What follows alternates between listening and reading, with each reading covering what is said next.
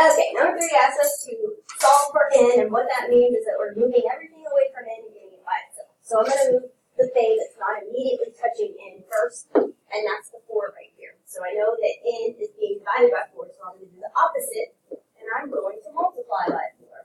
And since 4, they have common factors, they can just cancel each other out. So I'm left with n minus 7 on the left-hand side. But when I do the one side, I have to do the other side. And 12 times 4. Someone help me on that. Is it getting -48? Negative 48. Alright, so is n by itself? No. So I'm going to move the 7 away from the end, and right now it's a negative 7, so I'm going to add 7 to both sides. Someone tell me that answer. 48. Negative 48 plus 7. -48, 41. Negative 41, right? Bam. That's how you solve that one.